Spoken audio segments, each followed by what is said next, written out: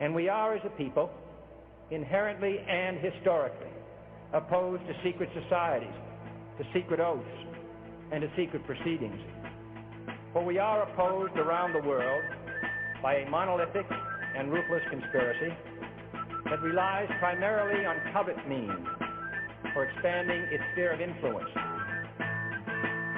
It was 1776 when the founders signed the writ of independence from the Brits. It was revolution. Tonight's featured show is Connecting the Dots with Dan Happel. Welcome to the Republic News Network for our live national broadcast. You may call me Kelby, and tonight I'm going to be acting as your moderator. The RNN, which stands for the Republic News Network, has been doing this radio show since 2010, and it's always been a friendly introduction for the people of the United States Corporation. Here we go. It's true. The United States is a federal corporation, and their exclusive jurisdiction is in the District of Columbia. The Republic government was simply a bunch of U.S. citizens that in law don't have access to the Bill of Rights, and they realized they wanted to be Americans as our founders and our law provided each and every one of us.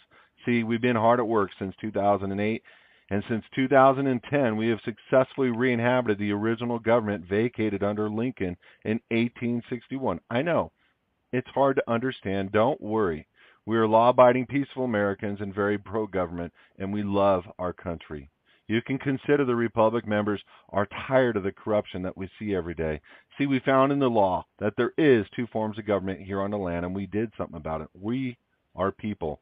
Mothers, fathers, sons, daughters. We have families just like you. We simply found some truths, and now we're sharing these important truths with the rest of the world. So get ready to hear things that sound amazing, and get ready to understand that you too are about to be a part of history. We welcome each one of you to Connecting the Dots with Dan Happel and your Republic if you so choose. But before we go into our broadcast tonight, please bow your head in prayer.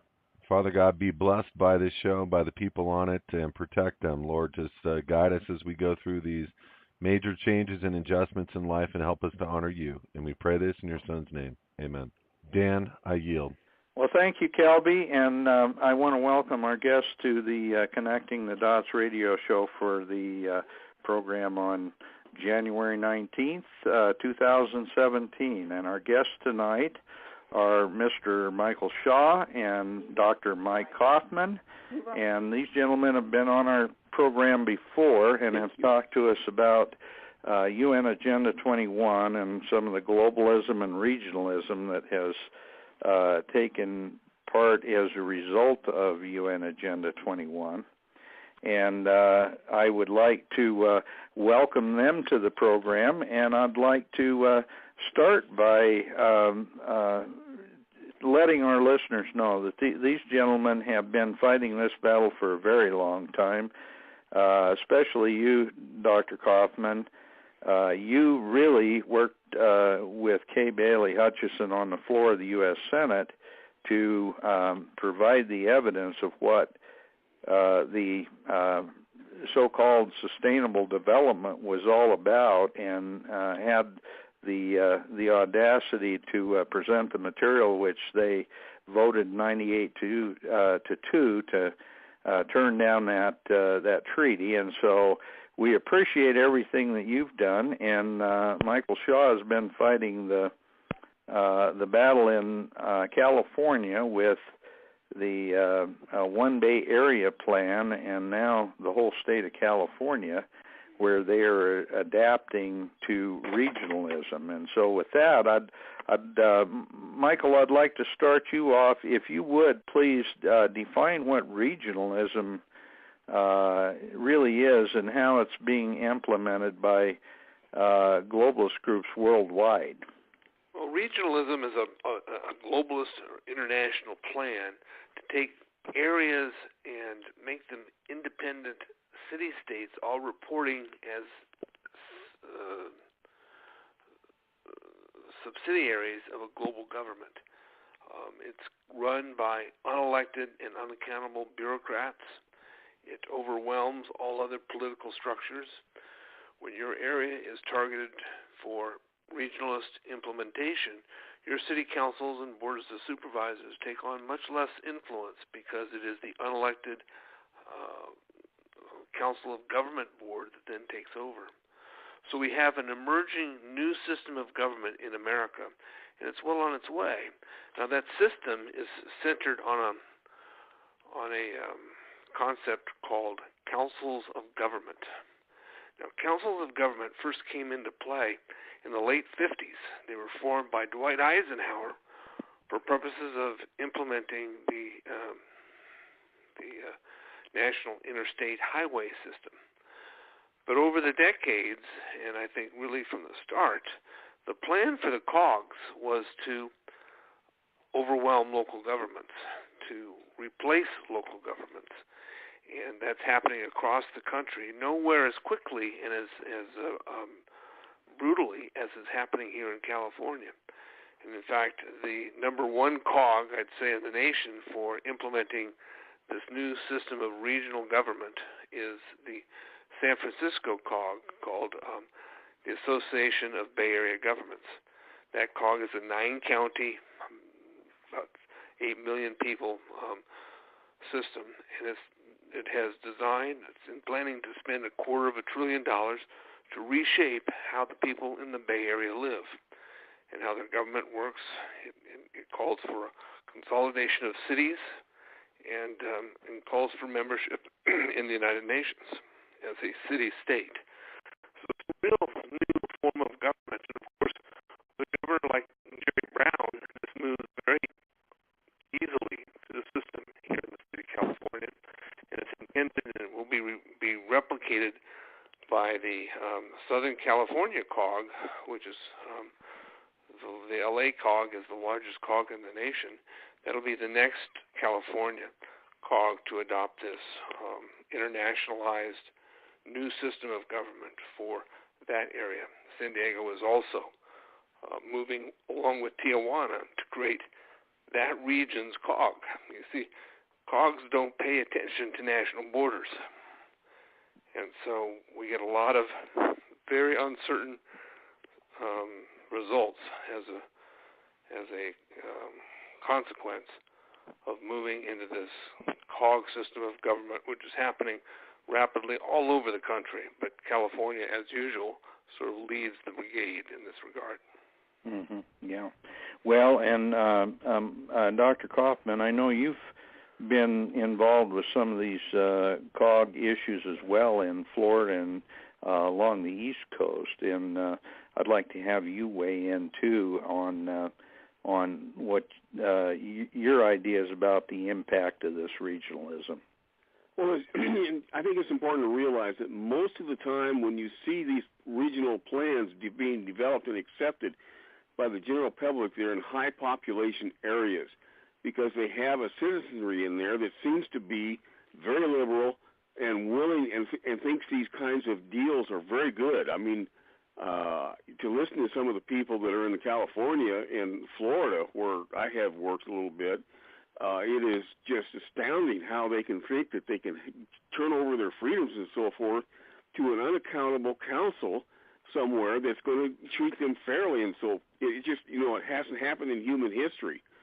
And they are just doing this in order to control, because basically they're putting together, as Michael said, this international global governance in which all power resides at the international level, and the local level are just basically minions that implement what the big boys tell them to do, much like the European Union. The European Union, the states have very little control over what the European Union tells them. That's one of the reasons we had Brexit. And because they got sick of it. It just was one of those things where they could not do anything more because the European Union wouldn't allow them. And as a consequence, they eventually voted themselves out of the European Union, or at least they'll be out within a year or two. So what we're seeing here is the same thing happening in the United States, especially in the populated areas, and southern Florida is one of those. And all of a sudden, the residents there in many of the counties realized that they were having the consolidation of counties in this regional Florida 730 or 750, And they started to fight it, and it was about a year and a half, 2 years. I went down there several times and helped them to understand what was happening. And they really battled it. The top 3 counties out of the 5 basically withdrew because they realized as real citizens they would have no power whatsoever. They'd be dominated out of Miami and the southern Florida metropolitan area. And so there are opportunities for success. I know Michael fought in the San Francisco Bay Area for how many years, Michael? Probably 5 years or more. And they steamrolled right over the citizens in California and the San Francisco Bay Area. Well, I think part of the problem in California is that you have a state that is out of sync with the rest of the country. I hope the rest of the country stays out of sync with us. I mean, this is a state that voted 63% in favor of Hillary Clinton, more than double Donald Trump's votes. Illegal residents, and that is undocumented foreigners, were able to vote in that election in California. And, we have such a concentration of New Age massive corporate entities in the state, which really have very little connection or appreciation, in my judgment, for the American political system.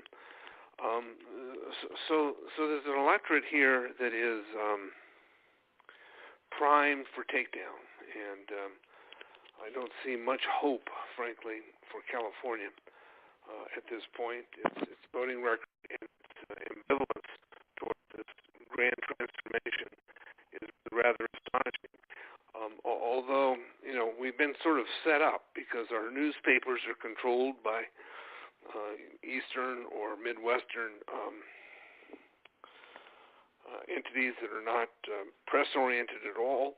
And so our press is very controlled and does not give this information to the residents of California. Most Californians have no idea of the nature or existence of COGS and have no idea what they're doing and no awareness of the financing that's available to the COG to remake the cities. And, it's disturbing in that regard. And, what Florida did was certainly exceptional. A grand step. Mm-hmm. And other states need to follow that leadership, and not California's. Well, one of the things, Dr. Kaufman, you brought this up, and I want to make this a really important part of this program, is the fact that Donald Trump and Brexit and these moves by people that are more concerned about nationalism than they are internationalism have kind of thrown a monkey wrench in the plans by the globalists to literally take over and control everything in their wake. And I'd like to get some feedback on what you think of the Trump victory and maybe some of the opportunities that you see here for a turnaround in these globalist plans. Well, we're going to have to wait and see, obviously. I mean, that's a given, because there's two things that you need to be concerned. And Trump actually get the federal government to do what he says to do. You have basically, as Michael's already said, a bunch of unaccountable bureaucrats populating the various agencies of the federal government, and they're going to resist anything that he wants to do tooth and nail. So that's one thing. We have to watch what happens over the next 6 or 8 months in that regard. You can't fire everyone at the same time. You can't just sit there and let them do what they want to do either, because that's been the main problem all along. The second thing that we need to understand about Donald Trump is that I don't think he really understands the Constitution. And I can't say as a blame who does in the United States anymore, but he's not read any of the founders' papers or anything explaining what they were trying to do with the Constitution. And as a consequence, he's already tried several things that were unconstitutional that sounded good. They always sound good, but at the same time, they're not constitutional. So we may have a problem there. And I hope not. I mean, I think he really wants to do the right thing. The problem is he doesn't like obstacles. And even Jefferson, the Constitution became an obstacle for him and his presidency. So it's really one of the issues that we need to watch very closely. Thirdly, I think most of us appreciate what he's done for creating some jobs and so forth. It's mostly token, but nonetheless, he's making an effort to create jobs and do some of the things that he promised during his campaign, which is far more than I've ever seen any presidential hopeful do in the past. But remember, the way he's doing it borders on fascism. And that's what Mussolini did back in Italy, back before World War II, as he started forcing the companies to do what the government wanted to do, which bled right into fascism. Now, I'm not saying that's going to happen with Trump, but nonetheless, it's something we need to watch for. Sure. And other than that, I think he has a good heart. The reason I could say that, I think, at least in my view, is the fact that he's raised a tremendous family. Nobody can deny that. And to do that, he's got to be very fair-minded and so forth, which gives me hope that he is going to do the right thing at the right time in the next 4 years. So I'm eager to see what he does. It's just that we need to watch out for signs that he might be getting a little bit overzealous. Mm-hmm. Mm-hmm. Well, it makes sense. Michael, do you see a very similar thing? I know we've talked before, and it seems like there's kind of a common idea here by many of us that we're optimistic, but very cautiously optimistic. Well, I do share that sentiment. My concern is that Trump is a man of deals, not a man of philosophy, and you can't put together the right deals unless you're guided by the right philosophy. And Mike Kaufman has pointed out to some of those shortcomings. But what encourages me the most about Trump is that he said he'll undo NAFTA. Yes. If you undo NAFTA, you undo Hillary Clinton's objective, which is a hemispheric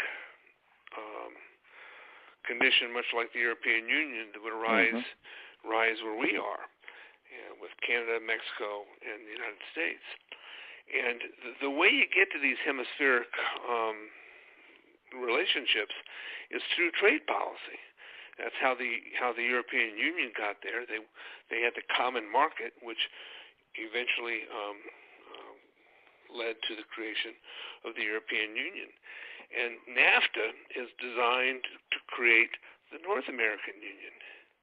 Now, Trump is very clear, and it's the reason why he gained my support. He said he's going to kill NAFTA.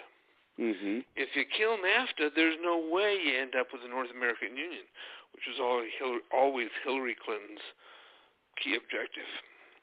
So I'm very optimistic that globalism could be dealt a lethal blow by pulling out of these multilateral trade deals. Mm-hmm.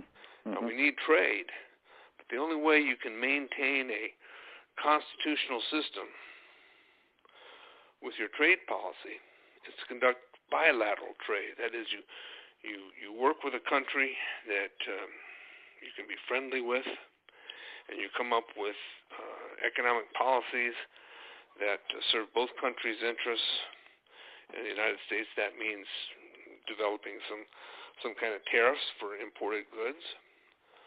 And you don't have trade deals with countries with whom you do not have some confidence and secure peace with. Multilateral trade deals violate all those rules. They destroy the idea of tariff income and makes the country entirely reliant on income tax income, and that begins to put all kinds of other pressures on the country. Yeah. So I'm very pleased if he gets rid of NAFTA, In fact, if that's the only thing he does in this presidency, and he doesn't mess anything up, we'll be way ahead. Right. Yep. I just hope that he doesn't do the kinds of things that Mike alluded to, because we need to have a philosophical bearing. That's key to good leadership. Deals rank number 2 behind that. Let's make good deals in accordance with those philosophical outlines. Well, that's one of the things that all of us, I think, commonly agree to, is the fact that our system of government, the way it was designed by the founders to function, is an ideal system of government because it does rely on idealism. It relies on a common understanding of what we call natural law, and it has the common understanding that it recognizes the weaknesses of man, and the system is designed to, let's say, stymie those if it's fully implemented the way it was intended by the founders. I'd like to get into the explanation of why national borders must be eradicated, globalist plans to be effective. Can Mike, could you allude a little bit to some of your feelings in that regard? Well, one of the things that I think the internationalists and the globalists want to do is to be able to control things. Therefore, as long as you have national boundaries, you have a tighter-knit unity within those boundaries than you would if you didn't have them. And as Michael has said, they want regionalism, but they don't want regionalism as in national boundaries. They want regionalism as they define them, because as they define them, they have the power. The region below that, which would have previously been a national boundary, is totally subservient to the globalist level. And as a consequence, they're there just mainly to carry out the functions in the national area that was dictated to them by the globalists. And in our case, it goes to the state and then the local government, none of which really can make up their own laws and treat their people fairly, because they have to implement this globalist idea. And I tell you, you cannot find a better example of what happens with that than you do with Brexit. Really, people in Europe or the UK got totally fed up with being told what they can do, cannot do. We need to wake up and realize that this is what's heading our way. The European Union was just an experiment to find out the best way to achieve what the globalists want to achieve. They're in a state of shock now that Brexit was passed, and doing everything they possibly can to prevent any other nations from going that same direction, and even trying to get the UK back into the fold, as it were, because if the UK is successful, they're going to be able to draw other people into or out of the European Union. No, I think you're absolutely right. They're in a panic, and that's why we titled the program what we did this week, because the lights are on and the cockroaches are scurrying for cover in all the corners, and they are very upset with not just the American people, but the European people, and I think it's happening in Asia with the Chinese. People are starting to understand what globalism really means, and it's antithetical to freedom. Globalism is tyranny, it's totalitarianism. Yes, it is. Yes, it is. At best, it's a fascist government. At worst, it could be a socialistic or communist government. Regardless, the government's going to have control over everything. And that is not good, because they cannot make decisions based on what every region, every part of the world needs. They need to have their own self-control in order to do the best that they can do within the overall system of governments in a normal situation like we used to have. I think at worst, it's a government that will kill off most of the human population. The globalist objective has been to reduce human population to less than 1 billion. That's an 85% reduction.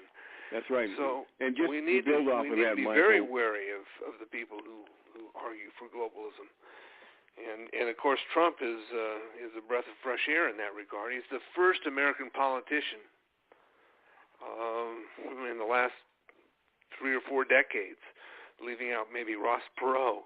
He's the first successful U.S. politician to come hard against globalism, and that's why he's been such a breath of fresh air, and why the American people obviously are in support of Trump and that idea.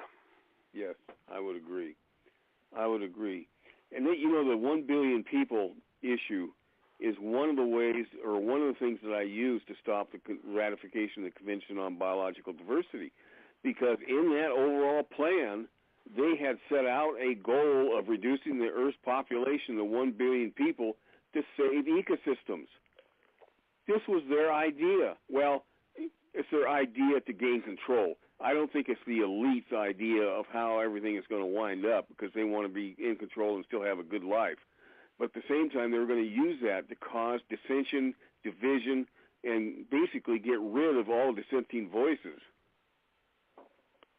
No, I think you gentlemen are absolutely right.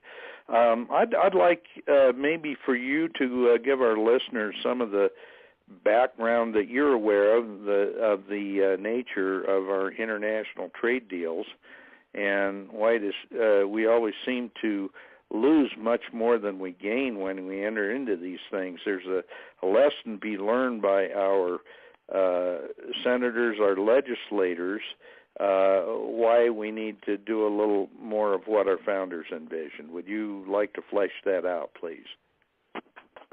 You want to go ahead, Michael? Well, I think what I would argue is that our trade deals have been for a long period of time now focused on objectives that are not American-driven. They are objectives that are globalist-driven. They are objectives to make sure that not the people in America work, but the people around the world work. It's really the idea that the world is looking to America to police the world. The world is looking to America to invigorate the economic advances and scientific advances, but at the same time, the condition or the price America is paying for taking those rules are twofold. One is our debt grows astronomically, so that we cannot repay that debt, and so that we ultimately fall, and also so that America's domestic circumstance goes from good to worse to worser. And that's a function of the lack of jobs in this country, and that results from the trade policies that we're discussing. Right. The trade policies give jobs elsewhere and fewer jobs here, further burdening our national debt load, for a period of time. But all that comes to an end. There comes a point in time when the world says, we don't need America anymore, right? And they're broke anyway. And that day is advancing very quickly, and that's why the appearance of a Trump figure has been somewhat remarkable to my thinking, because we were on a bad path, headed nowhere but to oblivion. And I think with Trump, we may shift that course, and that can be a great circumstance. Of course, we still pay the risk. We put ourselves at risk with our fiat money system to a situation where globalist banking interests could cause the quick economic destruction of America. And that may come in Trump's term as retribution to him and to the rest of us, for not taking the globalist path. And so we're not through the woods by a long shot, In fact, Trump, who has given no indication of awareness of this concern, Trump could find himself running a country where the dollar has been destroyed. And what do we do then? Well, I think there are things we can do. There are things we ought to be doing now in anticipation of that possibility. Yes, but, it's really a serious thing when you consider that China has already made the attempt to start taking over the U.S. dollar as the dollar or the currency that is used in all monetary exchanges between nations. There's a word for it, and it's just reserve currency. Reserve currency, yes. Mm-hmm. They're already starting now. I don't know if they have the depth to be able to destroy the U.S. dollar, but if they do, and it is very possible, then we're going to be flooded with dollar bills here in the United States as those dollars come back to us, and there's nothing to back them up. We're going to be in a world of hurt and really suffering from what Michael's talking about.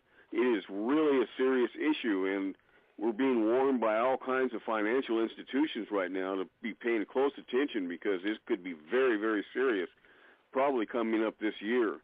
So just be aware of that at this particular point in time, and don't be surprised if something does happen. One of the other things I wanted to add was the fact that, as Michael said before, we don't no longer have unilateral trade, we have multilateral trade. Now, what happens with a multilateral trade where you got various nations involved in this, basically is that you got the loudest mouth claiming that they need to have this, that, or the other thing. Add to that, you have a global agenda that is using these things like NAFTA and the Pacific trade, whatever it was that I think is falling through now. But these things are being designed to reduce or equalize the different nations as to their monetary strength or significance. And right now, ask yourself, well, why did we make such a stupid mistake with NAFTA? Trump is right. We basically gave everything we had to Mexico and a little bit more or a little bit less to Canada, and left ourselves footing the bill. We have a situation now where we elected through that treaty to start destroying ourselves. And the reason why is because the globalists intended for that to happen in this NAFTA agreement, because you have this multilateral agreement in which the United States is being subservient to the other two nations, and now we have a major problem because we have corporations fleeing, especially to Mexico. That might change, but boy, I'm telling you, it's going to be a hard road to hoe to get them all coming back to the United States. And our tax policy has basically supported the idea of not letting these companies come back to the United States by keeping the very high capital gains taxes and everything else that prevents them from making fiduciary promises to their stockholders and so forth to get the best return on the dollars that they can legally and so forth. That's totally unnecessary. I think Trump is on the right direction. If we can get the taxes down to 15%, it will draw a lot of companies back to this country. And we're already starting to see that with some of the companies proclaiming that they're going to create 500,000 jobs or 1 million jobs or whatever here in the United States because they're going to be building plant facilities. I hope that continues to happen, but you know the globalists are going to do everything they can to try to stop that. Right. And they're funding, and I think Michael will agree with me, they're funding all of these attacks on Trump and Trump followers and so forth to discredit Trump, to cause dissension, to cause division in order to be able to weaken this country to the point where they can come in and exploit it for their own advantages. There is no other explanation for what is happening right now. I agree, and I think we need to take a short break to Kelby, I'll turn the network over to you, and then we'll be back in a few seconds. Sorry, Dan, I got to take a brief intermission, and we'll continue with the Dan Happel Show. A story of a common family. So my daughter asked me a very important question. She said, "Dad, why do you work so hard on this republic?" And I answered her, "Well, baby, the republic as given by our founding fathers is the most important form of government ever given to man." She said, "Dad, why don't you let somebody else do it?" I said, "Well, sweetheart, most of America thinks things are okay. And so long as their lives are not upset, they don't have to care about the important things that are taking place in their own country. Your dad likes to do things. I just don't want to sit and wait for somebody else. And if we didn't have our founding fathers, we wouldn't have this country. They were doers. They wanted something great for their children and grandchildren. And sweetheart, so do I." Ladies and gentlemen, I wish I could say that that's what happens in almost every home of our country, but it's not. Just 8 years ago, as a man who watched an $800 billion bailout given to banks when that money could have paid off every home in foreclosure in this country, which would have resulted in the banks getting the money anyway, I realized that we had a problem. And I stood up and I did something about it. I'm asking you to do something about it. I'm asking you to not just listen to these phone calls. I'm asking you to go to republicfortheunitedstates.org and read the Declaration of Sovereign Intent. Understand what we have done over the last 8 years. Understand what our intention is, what we are desiring to do for the people of this nation. And do something about it. Participate in the phone calls. Participate in building your states. Participate in finding a governor, finding a leader, finding the body politic of people that are going to stand up and build the de jure state.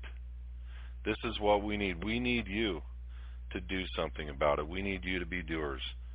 Wednesday night of every week, we have a Building the States phone call at 6 p.m. Pacific. We encourage you to get on this phone call and understand how you too can be a doer. Thank you. I yield. Okay, thank you, ladies and gentlemen.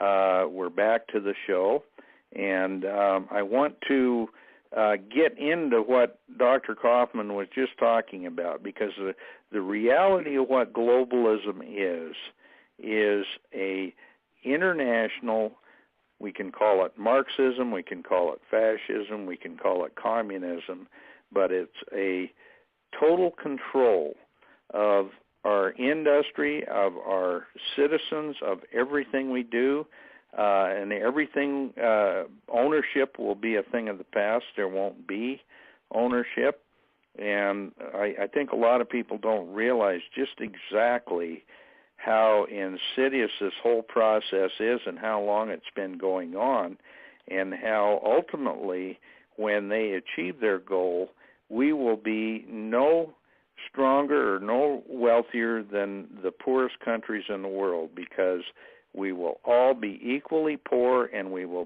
all be equally subservient to the powerful. Can you gentlemen give us a little bit of your opinion on the way our children are being educated to accept and promote globalism? They know that the key to the future is our children, and they right now are in total control of the school systems. Michael, would you like to address that first? Well, sure. I will start that conversation by saying I took my last two children, they're fully grown now, and basically homeschooled them so that they would not be subjected to the typical American education these days. Because what's being taught in schools is that America's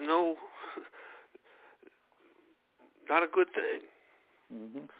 They're not being taught the heritage of America, the foundation of America, the idea of natural rights, and when they're not taught that, they don't grow up understanding and appreciation for what we're about to lose.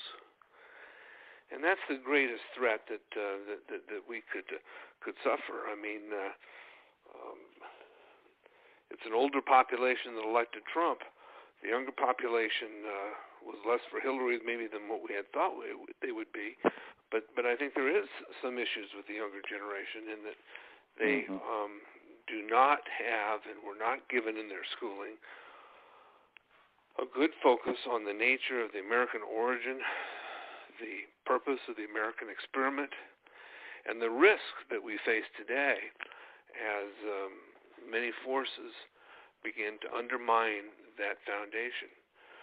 So I think it's critical for young people on their own and for parents as responsible Americans to make sure their children get what they need when it comes to understanding the world of political philosophy.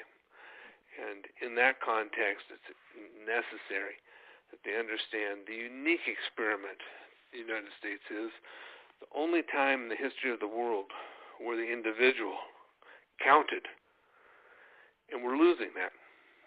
And when the individual no longer counts, anything goes. Right. And depopulation is the ultimate result of that lack of understanding of individual importance and the requirement that each of us have liberties that are protected by government, that government doesn't exist to tell us what to do. Government exists to protect our liberty. Right. And that understanding needs to be recaptured. Let me just add one thing to what Michael was saying. I mean, it's a very good explanation. But think about our Constitution. Most kids today are taught that the Constitution should be there to tell the government what they should give the population. The other side of a Constitution is that the Constitution is there to hold government responsible and limit the actions of government, hold the government at bay, as it were. Most people will tell you that we have a Constitution that tells the government what they should give us, because that's what they've been taught in school. That's what the Soviet Union did. That was their Constitution.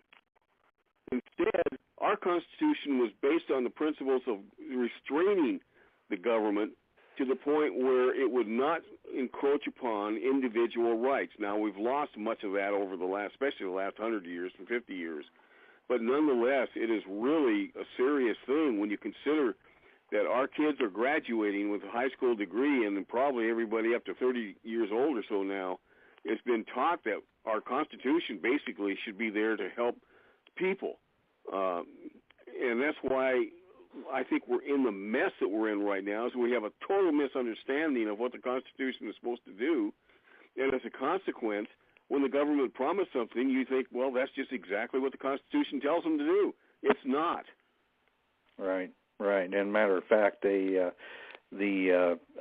first 10 amendments were there as a rule book of what the government couldn't do, not what they could do. And it really, our system was designed to protect, not to provide, and that is a huge distinction. And Michael's right. The government's there to protect our liberty, and that's the long and the short of it. That's the whole purpose of our Constitution and the form of government that we've elected to have, and it's being destroyed. Well, I would like to find out, and both of you gentlemen have kind of weighed in a little bit on this, but how close do you believe we are to the total destruction of the United States of America as we have known that entity? How close, how near are we to losing our constitutional republic? Do you want to take that one first, Michael, or do you want me to? I'll go ahead. I think that Trump's election signals some real possibilities.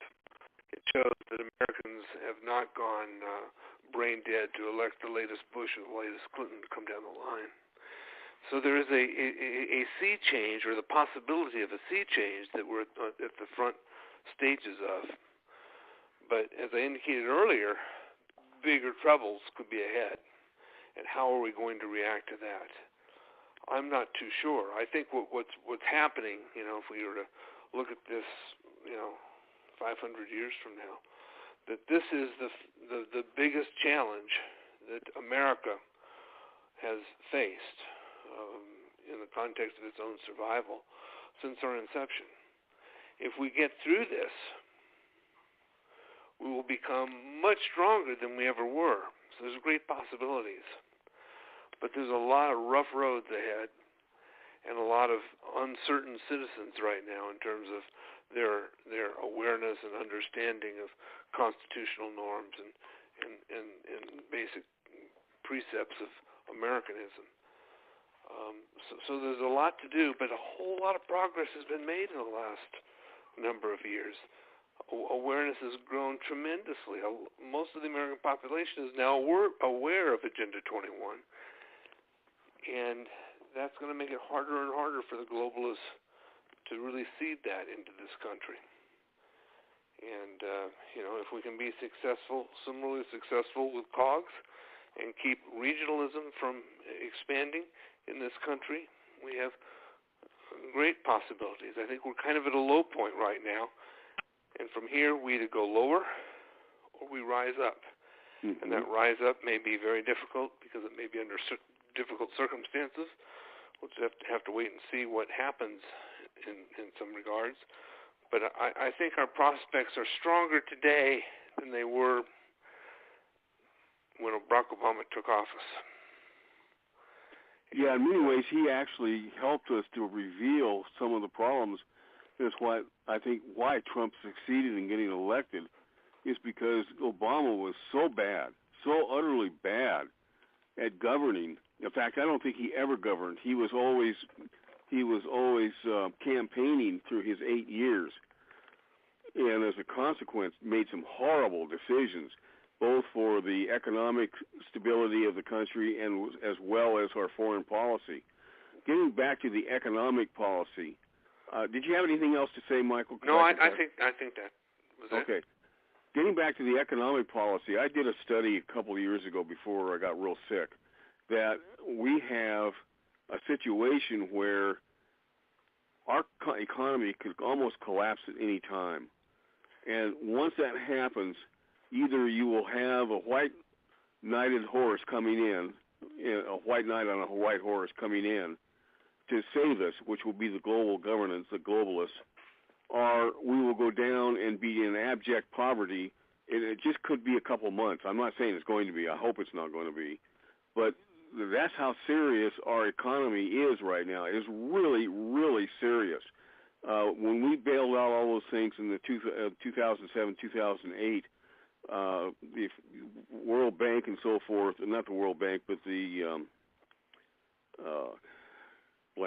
another blank. All the European banks and the British. All the European banks, the Federal Reserve and so forth, overextend themselves. And if we go into another one of those kinds of collapses, there's nothing to pull us out, nothing. And it really concerns me, especially that China is trying to gain control over this. We're playing politics that most people don't even realize is happening. You're seeing a lot more on the news now of China trying to gain dominance as the world reserve currency. But most people don't know what that means.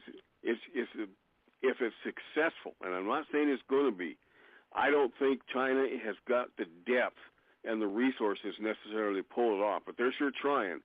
And we should know sometime in this particular year whether or not they're going to be successful. But what it means for us is basically probably skyrocketing inflation and maybe even hyperinflation, and that really is devastating. So let's hope and pray that it does not happen, because we don't need that. But nonetheless, the economic situation in this country is in dire straits.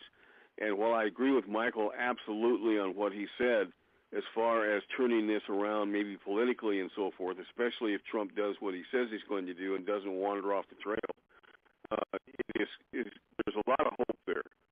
And the question is, are they going to pull the plug on our financial situation? And I can't tell you the one way or the other what's going to happen there. Right. Well, I know that so much of our dependency right now is on international trade that doesn't exist, that's one-sided, that is going against our national debt. And so many things are going to have to change, and I really applaud President Trump for saying some of the things he said. I just hope he follows through with them. I totally agree with you. It's a very serious situation, and one in which the next several months will tell the tale. And that's realize there's a lot of resistance to Trump from people who just cannot believe that he won. I mean, they're devastated, and they're lashing out in anger and bitterness and so forth. But that is being, I think, channeled by the globalists in order to weaken us even further, to divide us, to cause consternation within the country, to weaken our the actual governmental structure and so forth, so that they can have an easier time of taking us over. This is really serious. I never could believe that we would have so many people just lashing out with bitterness and anger that I've seen over the last couple months since the election. It's just been mind-boggling. And some of that, I know, is being funded by Soros and others that are wealthy like that, and other entities within this global elite that just these people are being used as useful idiots in their hot temper and so forth, and they're not achieving anything other than weakening this nation. Well, I would maybe disagree with that, Michael, in that those who are opposing Trump so vociferously are sort of losing their following. I mean, Trump is president, and most Americans, I mean, you know, if there was 50% of the population that voted for him, you know, there's today probably 65% of the population that's rooting for him. Yeah, I would tend to agree with that too. Okay. Well, you know, with that, I one of the questions I had for you gentlemen is how do we fight the mountains of foundation money and the NGO bottom-up pressure through all these non-governmental organizations that are UN funded and backed and foundation funded, and then a totally controlled mainstream media? I mean, what in the world can we do as citizens to turn that dynamic around? I know that these people are losing a lot of their credibility and their strength, but we need to do something to try to protect President Trump from exactly what they're trying to do now. Do you gentlemen see anything that we can specifically do to try to help him with that? Yeah. I think it's more of the same. That Trump has been doing already? No, the people have been doing with increasing focus. And that is to fight, you know, Mike and I would say, you know, would refer to it as simply as fight Agenda 21. That is fighting globalism. Globalism implements itself through the implementation of the Agenda 21 policies. Now, for the listeners who don't know what Agenda 21 is, you need to find out. There are Agenda 21 policies in your community because every community has these programs. If you fight that, you're doing the trench work that Donald Trump needs. There's only so much he can do from Washington, D.C. But since globalism's attack on America is at the local level through this Agenda 21 program, to globalize all communities, to regionalize communities, to implement the COG program for the communities, if the citizens stay right at home and fight the local globalists, usually your local politicians, who are implementing these Agenda 21 policies, that's how we can support Trump and save America. Yeah, I would agree. You know, and I'll support you in this way, Michael. We're running out of time, I think, but nonetheless, it is a proven fact that the wealthier nations are ones that have strong property rights in so many ways, not just owning land, but contracts and all the property rights entails. And as soon as we lose our property rights, we have lost our ability to create wealth easily. Now, you can always create some wealth, or at least some people can, and that leads into the favorites and the unfavorites and all the rest that most nations suffer from, the class system. And right now, we are losing that ability because we're losing our property rights. Our property rights worldwide have slipped almost 20 points in the last 10 years or so because we have been just attacking it with this Agenda 21 and a variety of other things that are just destroying property rights and also reducing the ability of this nation to create wealth and therefore jobs. And if you want to know why we don't have jobs, it's because we don't have those rights, those property rights, as well as a number of other things. But it's really, really the cornerstone is private property rights. Well, you're absolutely right about that, and you're right about the creation of wealth, because without the ability to use private property as a way to borrow money to start a new business, to leverage property interests as a way to finance good ideas, without that we have very little opportunity to expand our small business structure in this country. That's right. That's right. That's why, the communist nations, they can eke along all right, like China and Russia and so forth did earlier, but they will never become prosperous nations. They can't, because they're limited by the fact that they have denied private property rights to their citizens. And that's what Agenda 21 does. If you look at what Agenda 21 does, it denies you your private property rights, just as Karl Marx said that should be done in order to set up the perfect socialist nation.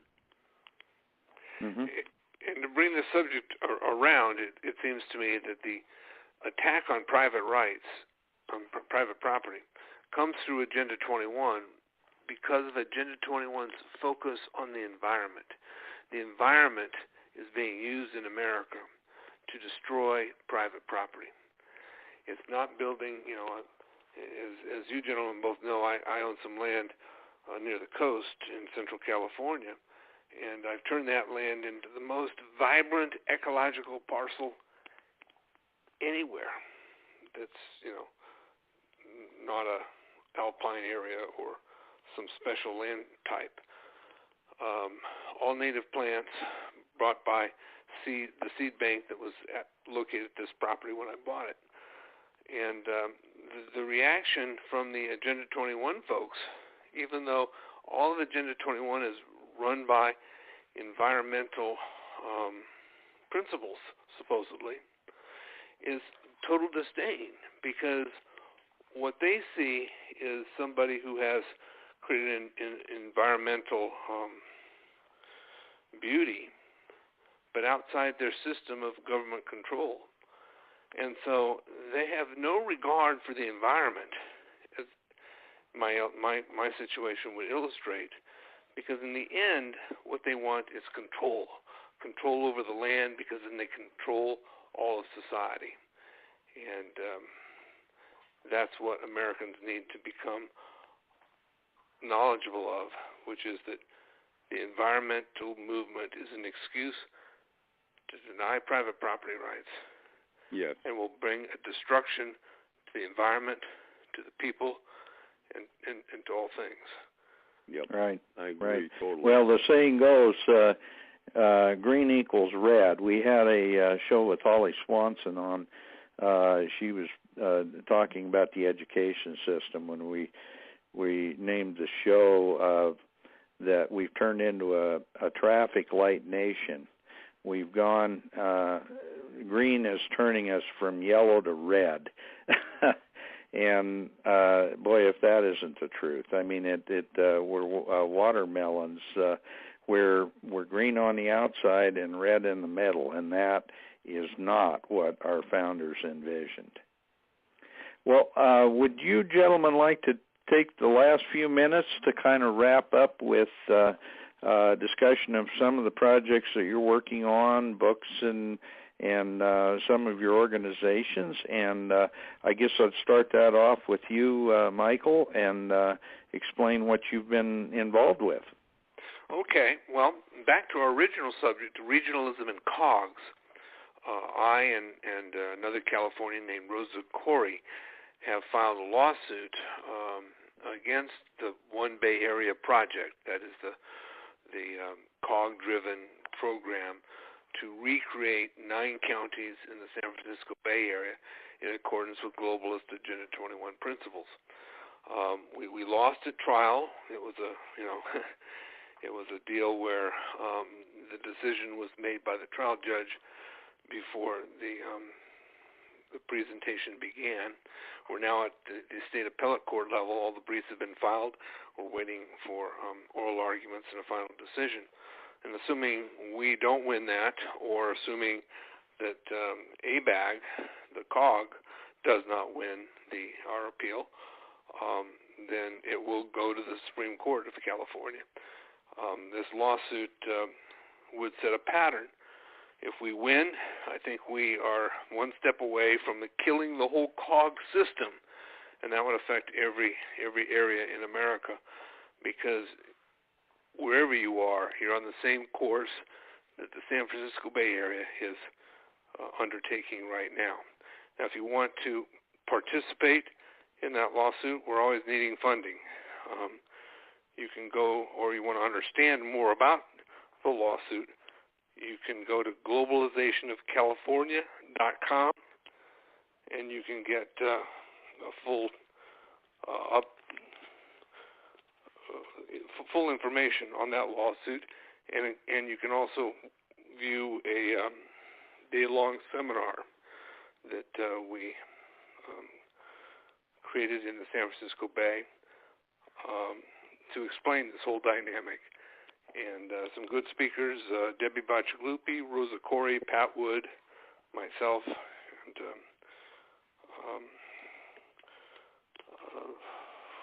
a couple of others. So I would recommend that. And then, of course,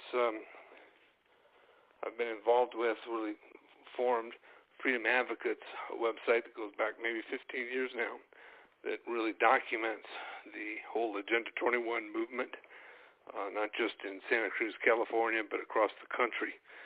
And I would recommend to the listeners to gain more information and better understanding of the subject we've talked about today, to go to freedomadvocates.org. Okay, thank you, Michael. And I have to say I've used some of the documents that you've generated on your Freedom Advocates site on some of the presentations I've done around the country on UN Agenda 21 as well. And the information is excellent. And Dr. Kaufman, I have to say I've done the same thing with some of the information that you've provided. I guess imitation is the best form of flattery. Dr. Kaufman, would you like to talk about some of the books and publications in your organization as well? Well, it's been kind of an interesting year. I've kind of cut back. I'm on semi-retirement and slowing down a little bit, but nonetheless, I've been pretty active this year. I was very active in supporting the trial in Oregon with Bundy's and so forth, and provided a lot of key information from previous court cases that really shatters the whole federal government's argument that they have authority over federal lands. I'm working that into a paper now that should be out. I'm kind of using a report that came out about the same time last summer, last August, in which was written by a bunch of progressive scientists. I mean, they had PhDs, but I don't know what that means in their case. But it really rags on private property rights and rags on, I mean, it's really vicious when it comes to knocking down people who are traditional Americans and so forth. And I want to use this to show how historically we're not you and I and everyone out there that probably voted for Trump and so forth is not the unusual person It's the progressives that are trying to take this, and they're being manipulated, of course, by the globalists. And as a consequence, what we're seeing here is the progressives are really working to take over. I hope you're right, Michael, in the sense that the progressives have become so obnoxious here in the last 2 months that people are just turning their backs on them because they deserve to have their backs, people's backs turned on them. But they're so obnoxious, and they twist things, they turn things, they have revisionist history, and I'm going to try to use this. It may turn out to be a book, I'm not sure, but I'm getting started on it now, that will show clearly how this movement is beginning to destroy this nation. And it won't be out for several months now, so don't be looking for it too soon. But maybe when it finally comes out, I'll give you a call, Dan, and we can have a radio program on it. Oh, that'd be wonderful. I'd really look forward to that. And incidentally, I'm hoping that both of you gentlemen will consider being included in our Red Pill Expo that's being planned for this next summer through Freedom Force International. Yeah. And we'll know more about that as we start to kind of firm up some of the details. Okay. All right. Well, gentlemen, I certainly appreciate you being our guest today, and I want to thank you for giving us such a good insight into why the panic is occurring in the international scene with the globalists and primarily in our own country with the big foundations and all the money people that have pretty much thought they had a slam dunk on control of our entire system. And we need to pray. We need to get on our knees and pray that the Lord will protect President-elect Trump and that we will see him actually do many of the things that he said he was going to do when he was running for office. So with that, I invite our guests to come back next week and join us. I will have a guest host on next week's show. Debbie Boscalupi will be on with Jeanette Finicum, and we are planning that program right now. So I want to thank our listeners and tune in next week for another show in the Connecting the Dots radio show series. Thank you very much and good evening.